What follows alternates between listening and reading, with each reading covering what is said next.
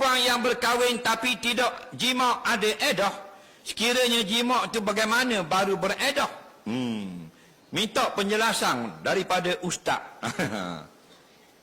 Kita sudah anda kok kita bawa jawab ni hak ulama bola kita. Kita baca kitab, awak tanya kita jawab. Jangan kata kita pula pandai, yang pandai ulama tu lah. Tuang kitab. Baik, dia kata kita nikah dah, tak jima' lagi, ada edah ke tak? Tak ada edah. Edah ini sebab jima'. Maknanya kalau bercerai lepas kahwin sebelum jima' tidak ada edah. Faham? Talak itu dipanggil talak bain sughra. Talak ni ada dua, talak raj'i, talak bain. Talak raj'i, talak yang boleh rajak. Talak bain tak boleh rajak. Bain ada dua, bain sughra, bain kubra. Bain kubra talak 3, tak boleh nikah dah. Talak sughra, bain sughra, talak sebelum jima'. Faham?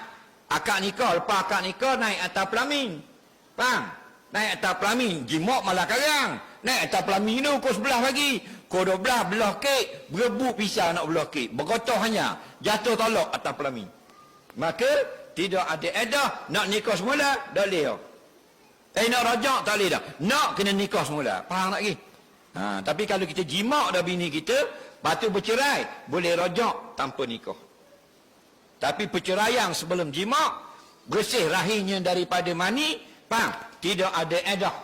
Maknanya lepas cerai, boleh nikah pula dengan JKK. 5 saat ni cerai dengan lelaki atas pelamin, nikah dengan lelaki lain pula. Boleh, kalau muka tak malu. Faham tak ke? Jelas lagi tak? Tapi kalau kita jima' dah bini kita, kita cerai dia boleh nikah dengan orang? Tak boleh, pasal ada edah ni lah. Faham? Tapi kalau kita nikah, tak jima' lagi. Faham tak lagi? Maksud jima' tu benda tenggelam telaga masuk dalam kerek. Kalau kerek ia timba telaga lah. Masuk timba dalam telaga. Faham tak lagi? Masuklah kerek. Kalau timba kerek ikut birai kerek, tak boleh.